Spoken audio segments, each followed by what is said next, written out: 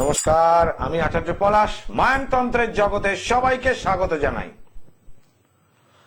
আপনাদের গ্লোব টিভির পর্দায় যে লোকনাথ বাবা ব্রহ্মচারীর যে এপিসোড আপনাদেরকে শোনাচ্ছি, তার জীবন কাহিনী এবং তার অলৌকিক ঘটনা তিনি যা ঘটিয়েছিলেন সেইগুলো সম্বন্ধে।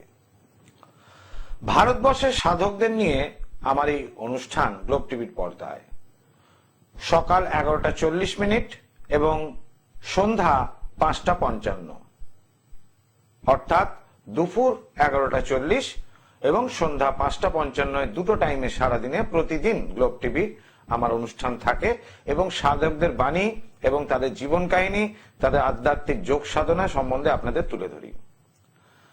আজকে পর্ব হচ্ছে লোকনাথ ব্রহ্মচারীর পর্ব 12। কি ঘটেছিল সেই দিন, লোকনাথ ব্রহ্মচারী কি ঘটিয়েছিলেন তার আশ্রমে, সেইটা সম্বন্ধেই বলবো আপনাদের। মন দিয়ে শুনবেন অনুষ্ঠান, আশা করি আপনাদের ভালো লাগবে।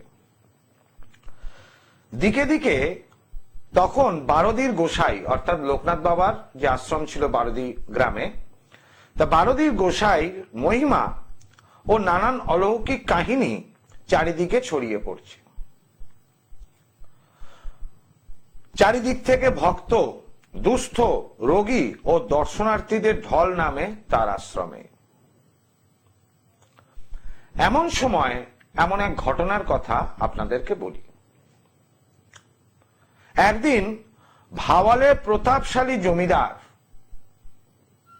রাজা রাজেন্দ্র নারায়ণ ব্রহ্মচারী বাবাকে দর্শন করতে আসেন হাতির পিঠে চড়ে। ভাবুন, যেমন আজকের দিনের 2 হুইলার, 4 হুইলার, আবার 4 হুইলারের মধ্যে মানে 4 চাকা গাড়ির মধ্যে ছোট গাড়ি, আবার বড় গাড়ি, হ্যাঁ, এরকম ভাগ থাকে।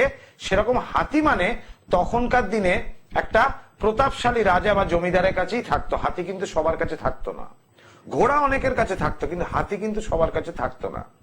সেই ভাওয়ালের প্রতাপশালী রাজা রাজেন্দ্র নারায়ণ, তিনি হাতির পিঠে চড়ে লোকনাথ বাবাকে দর্শন করতে আসছিলেন বারোদি গ্রামে।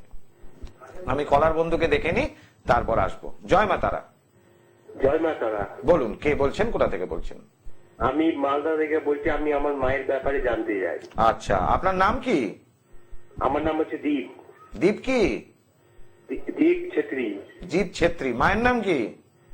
তন্দ্রা ছেত্রী। আচ্ছা, জন্ম তারিখ বলুন।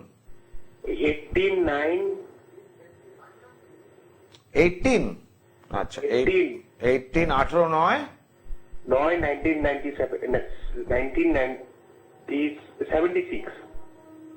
টাইম? 1976। টাইমটা বলুন, জন্ম সময়। সময় হচ্ছে রাত্রি 8:30। জন্মস্থান কোথায়? মালদা।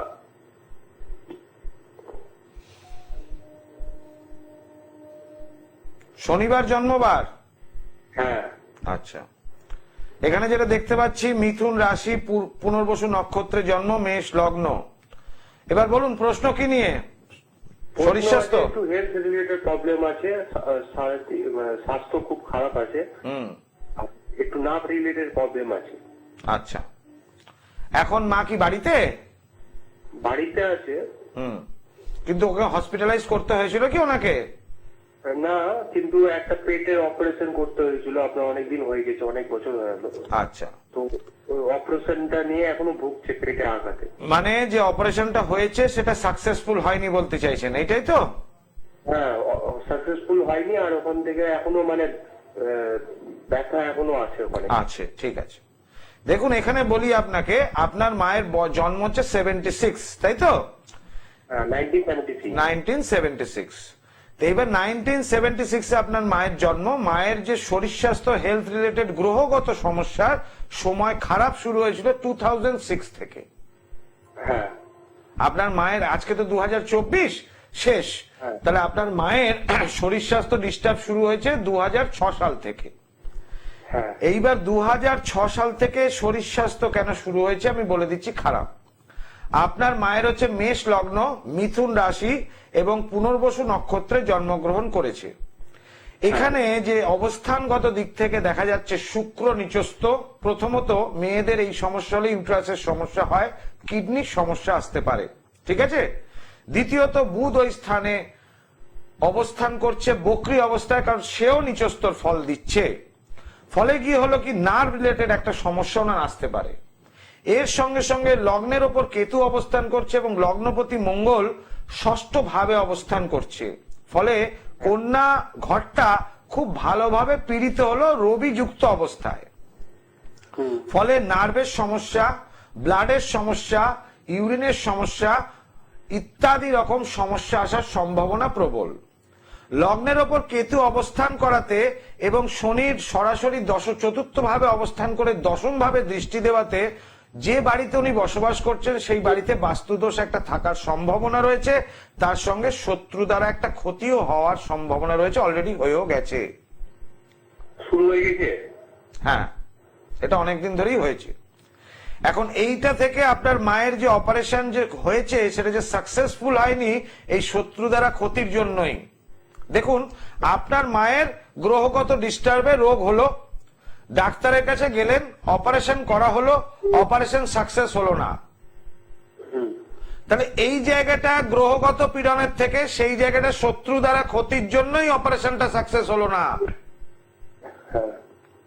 আর এই যে সমস্যাটা আপনার মায়ের রয়েছে, এইটা একটা চালান করা রয়েছে। চালানটা না কাটালে গ্রহকে কোনোদিন সাপোর্ট দেওয়া যাবে না। কারণ মানুষের জীবনের সমস্যায় তিনটি কারণে। আপনি কি আমার আগের অনুষ্ঠান দেখেছেন, আজকে প্রথম দিন দেখছেন? না, এর আগে আমি আপনার অনুষ্ঠান দেখেছেন। তাহলে দেখুন, মানুষের সমস্যা एक इंसानों के प्रॉब्लम तीनों कारणों में होता है।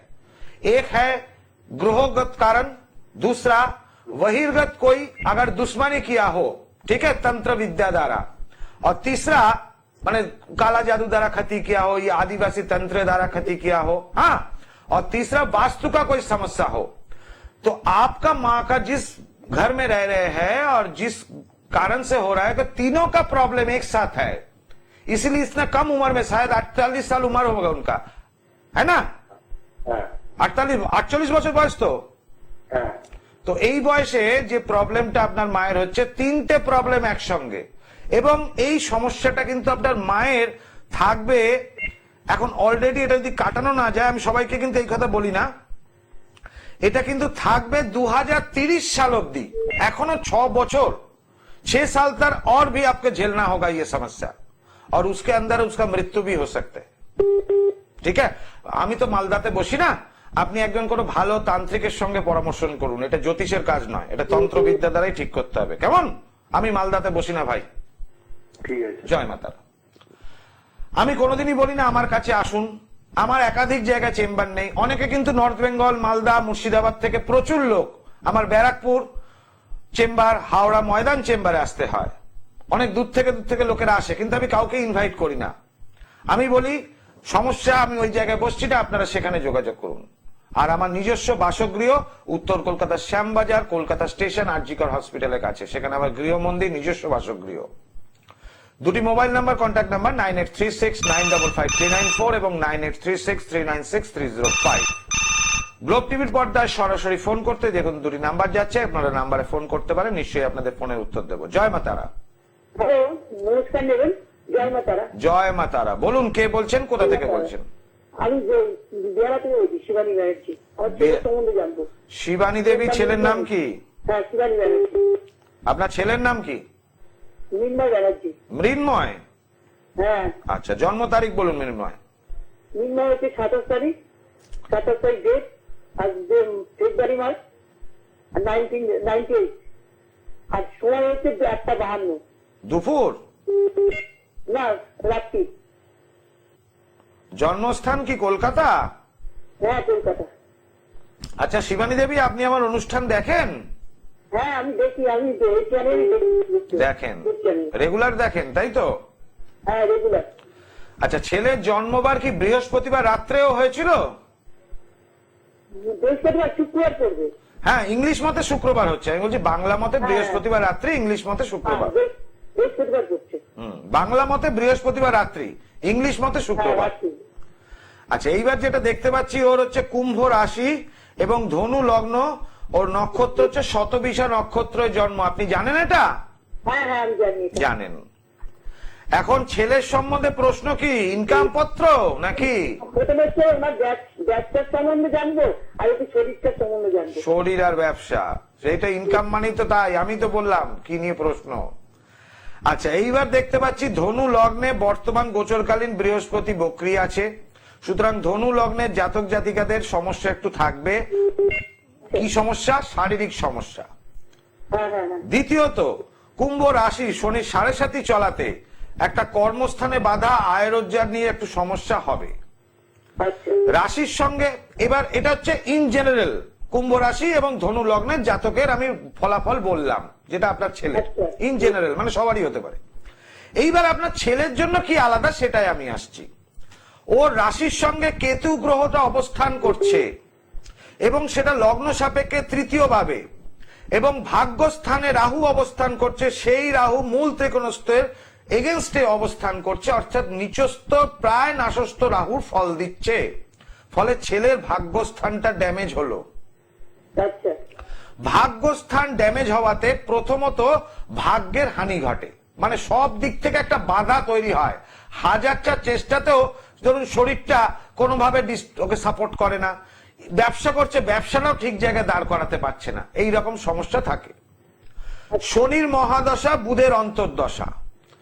এবার ধনু লগ্ন সাপেক্ষে যদি দেখা যায় বুধ হলো গিয়ে বাধকপতি, সেই বাধকপতির অবস্থান অনুযায়ী যদি ফলাফল বিচার করতে হয়, এখানে যেহেতু শনির মহাদশা এবং কুম্ভ রাশির ক্ষেত্রে 7.5 প্রবল এফেক্টটা আপনার ছেলে পাচ্ছে এবং আগামী পরেও কিছু 3 থেকে 4 বছর আরো পাবে।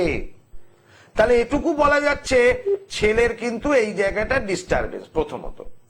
চতুর্থ ভাবে শনি মঙ্গল একত্রিত ভাবে থাকাতে একাধিক কর্ম পরিবর্তন হওয়ার সম্ভাবনা বা চাকরি করতে করতে চাকরি ছেড়ে দেওয়ারও একটা সম্ভাবনা থাকে। একটা অ্যাক্সিডেন্ট বিপত্তির যোগে অঙ্গহানির একটা সমস্যা আসতে পারে। আচ্ছা এমনি আপনার ছেলের কথাবার্তা তো খুব পোলাইট, খুব ভদ্রভাবে কথা বলে, তাই না? হ্যাঁ হ্যাঁ। এইবার মা এখানে যেটা আমি দেখতে পাচ্ছি, ছেলের কিন্তু একটা গ্রহগত সমস্যা রয়েছে, চতুর্থ ভাবে একটা বাস্তুগত সমস্যা রয়েছে বাড়িতে, আর তার সঙ্গে সঙ্গে শত্রু দ্বারা একটা ক্ষতি করা রয়েছে। সুতরাং 3টে খারাপ, যদি এর আগের কলারও তাই হলো আপনারও তাই, তাহলে 3টে খারাপ যদি রেজাল্ট হয়, তাহলে কিন্তু এই জায়গাটায় কিন্তু একটা তান্ত্রিকের শরণাপন্ন না হলে এই চালান ক্রিয়াটা প্রথমে যদি না কাটানো যায়, ছেলের শরীরও ভালো হবে না। শরীর যদি ভালো না থাকে মন ভালো হবে না, মন না ভালো থাকলে কাজে উদ্যম বাড়বে না। কথা বুঝলেন কি বলতে চাইছি? এটা কি নিজের জায়গা থেকে বলছেন নাকি একদম একদম ঠিক ধরেছে, একদম ঠিক ধরেছে, ঘর থেকে হয়েছে না বাইরে থেকে? একদম ঠিক ধরেছেন। আবার কি বলতে হয় বুঝতে হয় না এগুলো? বললাম কি, একদম ঠিক বলছেন।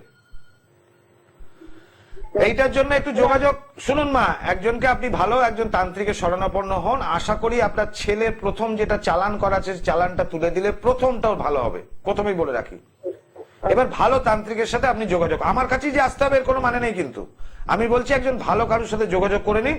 বর্তমান যে দশা দিয়ে যাচ্ছে এই দশায় কিন্তু ছেলের এখন কিন্তু আরো খারাপটা থাকবে, এবং ছেলের সব থেকে বড় কথা একটা ফাড়া আছে, এই ফাড়াটা যদি থাকে তাহলে কিন্তু খুব খারাপ হবে। 2038 সাল অব্দি শনির দশা থাকছে, এটা কিন্তু ডিস্টার্ব দেবে মা। হ্যাঁ ওর কিন্তু রেমেডি করা আছে, একজনকে দেখানো আছে। রেমেডি করা থাকলে এই প্রবলেমের জন্য আমাকে ফোন করলে হতো না মা, রেমেডিটা যদি সঠিক হতো। ঠিক আছে। এই যে বললেন এই মাত্র যে রেমেডি করা আছে, এই কারণ হচ্ছে প্রথম হচ্ছে বিচার, প্রেডিকশন। আমার প্রেডিকশনটা এতখানি নির্ভুল, এই যে বলি সবতন্ত্র বারবার, মায়াংতন্ত্র একবার করতে গ্রহের প্রতিকার। আচার্য পলাশের মেটাল ট্যাবলেটে জুড়ি মেলাবার, অবশ্যই আমার যে মেটাল ট্যাবলেট কাউকে খেতে হয় না, এই ট্যাবলেট পড়তে হয়, এবং এই ট্যাবলেট একদম মিরাক্কেল কাজ করে, মানুষ সঙ্গে সঙ্গে সমস্যা মুক্ত হয়। এটা তো তন্ত্রের গুণ গেল, মায়াংতন্ত্রের গুণ। আর আমার জ্যোতিষবিদ্যার দক্ষতা এতখানি বেশি যে ড্যামেজটা কোন জায়গায় হয়েছে এটা আমি স্পেসিফিক্যালি ধরতে পারি। মনে করবেন একজন অপারেশন করতে গেছেন, তাহলে তার ডায়াগনোস অর্থাৎ তার ব্লাড টেস্ট বলুন, অন্যান্য টেস্ট বলুন, যে অপারেশন করতে গেছে সেইগুলো টেস্ট বলুন, এই ধরুন চোখের অপারেশনে বায়োমেট্রিক লাগে, হাড়ের অপারেশনে ইত্যাদি এইগুলো ইউরিক অ্যাসিডের টেস্ট লাগে, তা এইগুলোর ক্ষেত্রে যদি পারফেক্ট টেস্টটা না হয় তাহলে রোগটা কোথা থেকে হচ্ছে ডাক্তারবাবু কিন্তু বুঝতে পারবেন না। আর আমাদের কাছে কোথাও জায়গা নেই টেস্ট করানো, এটা হচ্ছে আমাদের ব্রেন আর আপনাদের হরোস্কোপ বা হস্তরেখা। এইটার যে বিচার যে কোন জায়গায় ড্যামেজ করছে, কে ড্যামেজ করছে, তৃতীয় ব্যক্তি ড্যামেজ করছে না গ্রহ ড্যামেজ করছে না বাস্তু ড্যামেজ করছে, এটা প্রথমে ধরতে হবে। এইটা যদি ঠিক মতো প্রেডিকশন করা যায় তবেই কিন্তু রেমেডি হবে, আদারওয়াইজ কারি কারি টাকা খরচা করে গলায় মাদুলি কবচ আংটি পড়লে কোনো কাজ হবে না। জয় মা তারা। আপনার দরকার, আমি ধরুন বলে দিলাম, একটা চুম্বক ম্যাগনেটের আপনাকে একটা লোহার তাবিজ পরিয়ে দিল বা পিতলের তাবিজ পরিয়ে দিল বা তামার তাবিজ পরিয়ে দিল, আপনার কাজ হবে? আপনাকে লোহার চুম্বকের তৈরি তাবিজই পড়াতে হবে।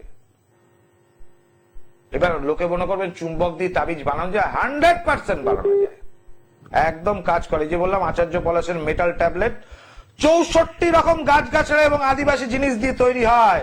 এই বনের সব মায়াঙ্কের জঙ্গলের আদি গাছগাছড়ার মূল দিয়ে তৈরি হয় এবং তার সঙ্গে হাই ট্রান্সফার জিনিস থাকে, গোরচনা ভোজ্যপত্র ইত্যাদি, যেগুলো বাজারে সাধারণভাবে কিনতে পাওয়া যায় না, সব ডুপ্লিকেট, কস্তুরি পর্যন্ত থাকে। সেইগুলো দিয়ে কাজগুলো করতে হয়, তবেই এটা পড়ার সঙ্গে সঙ্গে মানুষের কাজ করে। আর এই তারাপীঠ যে যজ্ঞে, এই যে বলি বড় বড় করে লেখা রয়েছে ধারণ ছাড়া প্রতিকার, এই যজ্ঞে আহুতিতে ধারণ ছাড়া প্রতিকার হয়। কিন্তু ধারণ ছাড়া প্রতিকারে কেন যজ্ঞে আহুতির প্রয়োজন সেটা আমি কলার বন্ধুকে দেখে নিয়ে আসছি। জয় মা তারা। জয় মা তারা, বলুন। জয় মা তারা। বলুন, কে বলছেন, কোথা থেকে বলছেন? আমি মগরা থেকে বলছি, আমি শিপ্রি সরকার বলছি। আমার সম্বন্ধেই জানতে চাই। জন্ম তারিখ বলুন। 21/9/2000। টাইম? টাইম বিকাল 5:30। জন্মস্থান? আল্লাহ। বৃহস্পতিবার জন্মবার? হ্যাঁ। কুম্ভ লগ্ন এবং রাশি হচ্ছে এখানে মিথুন রাশি, আদ্রা নক্ষত্রের জন্ম। আপনি মনে হয় জানেন না এটা, তাই তো? না। আচ্ছা, আপনি অন্য কি জানেন বলুন আমাকে। আমি কিছুই জানি না, আমি আপনাকে দেখতে বলছি আমার সম্বন্ধে। আচ্ছা, কি প্রশ্নের উত্তর দিতে হবে মা? একটা প্রশ্ন করুন, আমি উত্তর দিয়ে দিচ্ছি। আমার লাইফটা আর কি খুব। প্রশ্ন আগে থেকে ভেবে রেখে আমাকে ফোন করুন, অত সময় নেই আপনার গলা শোনার জন্য, ঠিক আছে? আমার গলা লোকে শুনতে টিভিতে বসছেন এবং তার সাথে লোকনাথ ব্রহ্মচারী যে বাণী যেগুলো বলছি, যে যার জীবন কাহিনী, সেগুলো লোকে শুনতে বসছে। আপনার গলা শোনার জন্য কারোর সময় নেই। ওই জন্য যারা ফোন করবেন একদম স্পেসিফিক প্রশ্ন নিয়ে ফোন করবেন। ক্যাজুয়াল ফোন করার জন্য আমার অনুষ্ঠান নয়, অনেক জ্যোতিষীর অনুষ্ঠান আছে, করতে পারেন। তো যেখানে আমি ছিলাম, সেই ভাওয়ালের রাজা রাজেন্দ্র নারায়ণ ব্রহ্মচারী বাবাকে দর্শন করতে আশ্রমে আসেন এবং হাতির পিঠে চড়ে। পথে মধ্যে সেই রাজেন্দ্র নারায়ণ তিনি তার সৈন্যদল এবং তার সভার যারা লোকেরা ছিলেন তাদেরকে সঙ্গে নিয়ে আসছেন, মহারাজ জমিদার মহাশয়। তো সেখানে আলোচনায় তারা রত। পরিষদের লোকজনের সাথে তিনি আলোচনা করছিলেন যে ব্রহ্মচারী লোকনাথকে তারা সকলে প্রণাম করবেন কিনা। শক্তিধর মহাপুরুষ বলে কি হবে, জাতের তো কোনো ঠিক নেই। তাই বহু পরামর্শের পর ঠিক হলো সাষ্টাঙ্গে প্রণাম করা বা চরণধুলি নেওয়া ঠিক হবে না, শুধু নমস্কার ও সম্মান প্রদর্শনী তারা করবেন। মানে দূর থেকে এরকম ভাবে প্রণাম বা নমস্কার, পায়ের চরণধুলি বা সাষ্টাঙ্গে প্রণাম। সাষ্টাঙ্গে প্রণাম মানে শুয়ে পড়া প্রণাম, এটাকে আবার একটা বলা হয় অষ্টাঙ্গে প্রণাম, মানে 8টা অঙ্গ মাটিতে টাচ করে প্রণাম। আবার পঞ্চাঙ্গে প্রণাম আছে, 5টা অঙ্গ মাটিতে টাচ হবে। আবার 3 অঙ্গের প্রণাম আছে, এগুলো নিয়ম আছে প্রণামের অনেকগুলো নিয়ম থাকে। তাই সাষ্টাঙ্গে প্রণাম বা অষ্টাঙ্গে প্রণাম একই, 8টা অঙ্গ মাটিতে টাচ হয়। তা সেটা তারা করবেন না বলে ঠিক করলেন। এবার কার্যক্ষেত্রে কি ঘটলো বারবির আশ্রমে গিয়ে তার আগে কলার বন্ধুকে দেখে নি। জয় মা তারা। জয় মা তারা। বলুন, কে বলছেন, কোথা থেকে বলছেন? আমি খানাকুল থেকে বলছি। খানাকুল থেকে। কি নাম আপনার? নামটা বলবেন একটু আমাকে। আমি মেয়ের সম্বন্ধে জানবো। আপনার নামটা বলুন, তারপর মেয়ের নামে আসি। আমার নাম আশিস মুখার্জি। আশিস মুখার্জি। মেয়ের নামটা বলবেন আশিস বাবু। হ্যাঁ, শাশ্বতী। হ্যাঁ, শাশ্বতী মুখার্জি। জন্ম তারিখ বলুন। মুখার্জি তো? হ্যাঁ। আচ্ছা, জন্ম তারিখ বলুন। 19/1/1995। 19শে জানুয়ারি 1995। টাইমটা বলুন। রাত্রি 9টা 15। রাত্রি 9টা 15। ঠিক আছে, জন্মস্থান কোথায়? কামারপুকুর। কোন জেলা পড়ছে ওটা? কামারপুকুর হচ্ছে আপনার হুগলি। হুগলি জেলায় পড়ছে, হ্যাঁ ঠিক। বৃহস্পতিবার মেয়ের জন্মবার? হ্যাঁ আচ্ছা, এখন তো মনে হয় 29 বছর বয়স হলো ওর। হ্যাঁ। এখন প্রশ্ন কি নিয়ে বলুন? প্রশ্ন হচ্ছে ওর বিয়ের ব্যাপারটা, চাকরি কোথাও স্থায়ী হচ্ছে না। আচ্ছা, চাকরি কোথাও স্থায়ী হচ্ছে না, বিয়ের ব্যাপার। এইবার বলি, মেয়ে কতদূর পড়াশোনা করেছে? মেয়ে অ্যাকাউন্টেন্সি অনার্স করেছে, করে ফিনান্সিয়াল অ্যাকাউন্টিং এর ডিপ্লোমা করেছে। তারপর এখন কি কাজ করছে? এখন তো ও যেটা আছে এখন হচ্ছে ও বাজাজ ফাইন্যান্সে আছে। ঠিক আছে, এখন ওখানে কি ওর জব স্যাটিসফ্যাকশন হচ্ছে না, না অন্য কোনো সমস্যা হচ্ছে? আর জব স্যাটিসফ্যাকশন করছে, স্যালারি মানে ঠিক মাসে মাস হচ্ছে না। আচ্ছা, এটাই সমস্যা। এইবার দেখুন, আমি আসি এখানে, দুটোর একসঙ্গে আমি বলে দিচ্ছি আপনাকে, দুটো একসঙ্গেই ঠিক হয়ে যাবে যদি সঠিক কাউকে দেখান। এখানে আপনার মেয়ে তো দেখতে সুন্দর, তাই তো? হ্যাঁ। সিংহ লগ্ন, সিংহ রাশি এবং মঘা নক্ষত্রে জন্ম, মাথা প্রচন্ড গরম, লগ্নের ওপর মঙ্গল বক্রী অবস্থায় রয়েছে। মাথা কিন্তু প্রচন্ড গরম আপনার মেয়ের, গরম না? হ্যাঁ মাথা গরম আছে। আরে পরে ঠান্ডা হয়ে যায়, সেটা পরের কথা। হ্যাঁ। আপনাকে একটা 10টা কথা শুনিয়ে দিলে আপনি বাবা সহ্য করলেন, পরে বুকে টেনে নিলেন মেয়ে বলে, বাইরের লোক তো শুনবে না। কর্মক্ষেত্রে এই সমস্যাটা হচ্ছে, ওর একটা বড় সড়ো, ওর ওই উঁচু মাথাটা উঁচু থাকছে না প্রথমত। দ্বিতীয়টা, এই কারণে ওর স্যালারির জায়গাটা একটু ডিস্টার্ব হচ্ছে, আমি ক্লিয়ার কিন্তু বলে দিচ্ছি। এবং এইটা বিয়ে হয়নি মেয়ের তো এখন, নাকি? না। এবার বিয়ে হওয়া নিয়ে একটা প্রবলেম হবে, এটা এই মঙ্গল গ্রহটা ডিস্টার্ব করছে। প্লাস তার সঙ্গে সঙ্গে ওর বিয়ের পর এই সমস্যা করবে। এর সঙ্গে সঙ্গে প্রথম সন্তানের মিসক্যারেজ হওয়ার একটা সম্ভাবনা এবং সন্তান না হওয়ারও একটা সম্ভাবনা। মেয়ের বয়স হচ্ছে, সুতরাং একটু তাড়াতাড়ি বিয়ে দেওয়াটা ভালো। এখানে কিন্তু গ্রহগত বিশাল সমস্যা রয়েছে মেয়ের। এবং এই যে মঙ্গল ছিল, একজন দিয়েছিলেন পলা। হ্যাঁ, পলাটা পড়াতে পারেন, অসুবিধে নেই, কিন্তু সেই পলাটা কত রতি আছে, কত গুণাগুণ আছে, সেটা তো এই শর্ট টাইমে বের করা তো মুশকিল। লোকজন রতি দিয়েছিল কিন্তু পলাটা তো ক্ষয়ে গেছিল। কাজ করবে না, 8 রতির পলা কাজ করবে না। আরেকটা কথা বলে রাখি, সময়টা খুব সংক্ষিপ্ত আমি বলছি। ওর সপ্তম ভাবে শনি অবস্থান করছে। সপ্তম ভাবে শনি এবং লগ্নে যদি মঙ্গল থাকে, বা লগ্নে শনি সপ্তমে মঙ্গল থাকে, এই জাতক জাতিকার অ্যাক্সিডেন্টে হয় পায়ের ইনজুরি নাহলে মাথার ইনজুরি হওয়ার সম্ভাবনা বিশাল। এবং এটাতে একটা মেন্টালি ডিসব্যালেন্সই আসতে পারে। এটার জন্য একটু সাবধানে থাকবেন। ফাড়ার যোগ যখন আসবে, দশা অন্তর্দশা প্রত্যন্তদশা, তখনই কিন্তু অ্যাক্সিডেন্টটা ঘটবে। সবসময় অ্যাক্সিডেন্ট ঘটে না, ঠিক দশা অন্তর্দশা প্রত্যন্তদশা প্রাণদশা এবং সূক্ষ্ম দশাতে যে ফ্র্যাকশনটা আসবে, ওই এক ফ্র্যাকশনে অ্যাক্সিডেন্ট হবে, যাকে ফাড়া বলে। কেমন? এইটা একটু কাটিয়ে নিতে হবে। ভালো জ্যোতিষ এবং তান্ত্রিককে দেখান, আশা করি ভালো হবে। জয় মাতা। দর্শক বন্ধু, সময় খুব সংক্ষিপ্ত হয়ে এসছে, কতক্ষণ আছে আর বুঝতে পারছি না। যাই হোক, আমাকে এপিসোডটা শেষ করতে হবে। ধারণ ছাড়া প্রতিকারের ব্যাপারটা অলরেডি আপনারা জানেন, কারণ যজ্ঞে আহুতিতে তার ছবি দিয়ে কাজ করি, সেই অদৃশ্য শক্তিকে আহ্বান করে তবে গিয়ে কাজ করলে জাতকের কোনো কিছু ধারণ করতে হয় না, কিন্তু তারা সমস্যা মুক্ত হয়। অনেকে পড়তে পারেন না, কিন্তু এই যজ্ঞেতে তাদের হয়ে যখন বলি দেব, তাদের নাম করে তাদের ভালো হয় এবং প্রত্যেকটা ব্যক্তি উপকার পান ধারণ ছাড়া প্রতিকারে। এবার আসি কি ঘটলো। কার্যক্ষেত্রে কিন্তু অন্যরূপ ঘটলো। লোকনাথ বাবার সম্মুখে উপস্থিত হওয়া মাত্র রাজা রাজেন্দ্র নারায়ণ তাকে ভূমিষ্ঠ হয়ে সাষ্টাঙ্গে সশ্রদ্ধ ভাবে ভক্তি ভরে প্রণাম করলেন। চরণধুলি নিয়ে দাঁড়াতেই ব্রহ্মচারী বাবা সকলকে বিস্মিত করে বললেন, কেন রে বাবা, প্রণাম করবে না বলে তো ঠিক করেছিলে সবাই, আবার সবাই মিলে প্রণাম করলে কেন আমাকে? সবাই এটা শুনে অবাক হয়ে গেলেন। তারা চিন্তা করলেন, নিজেদের মধ্যে এই কথোপকথনটা গোপন ভাবে ছিল রাস্তার মধ্যে, এই মহাপুরুষ তাদের গোপন কথোপকথন কি করে শুনতে পেলেন? যোগ বলে সবকিছুই সম্ভব, সেটা বাবা তাদেরকে বোঝালেন। এই ভক্ত ভূমধ্যকারী রাজেন্দ্র নারায়ণের চেষ্টায় বাবা লোকনাথ ব্রহ্মচারীর যে ছবি আপনারা দেখতে পান, তৎকালীন সময় একজন ভালো আর্টিস্টকে দিয়ে বাবার এই ছবি সেই গোমুখাসনে বাবা বসে রয়েছেন এবং বাবার দুটো চোখের মণি নাকের বরাবর আসছে, তখন বাবা ধ্যানমগ্ন অবস্থায় ত্রিনয়নদী বাবা দেখছেন ওই সময়। তো এই যে ছবি অঙ্কন করা হয়, সেই প্রতিচ্ছবি প্রত্যেকের আমাদের ঘরে রয়েছে এবং চারিদিকে ছড়িয়ে পড়েছে। এই ছবি তিনি যারা তোলার চেষ্টা করেছিলেন, মানে বাবার এই যে প্রতিচ্ছবি তৈরি করেছিলেন, সেই তৈরি করেছিলেন রাজা রাজেন্দ্র নারায়ণ। তার চেষ্টাতেই একজন ভালো আর্টিস্টকে দিয়ে, চিত্রকারকে দিয়ে বাবার ছবি প্রথমে আঁকানো হয়, তারপর সেই ছবি চারিদিকে চলে, যার জন্য লোকনাথ ব্রহ্মচারী কিন্তু একাধিক ছবি পাওয়া যায় না, খুব কম। দর্শক বন্ধু, আমার অনুষ্ঠান এইরকম ভাবেই থাকে, আপনারা জানেন নিশ্চয়ই।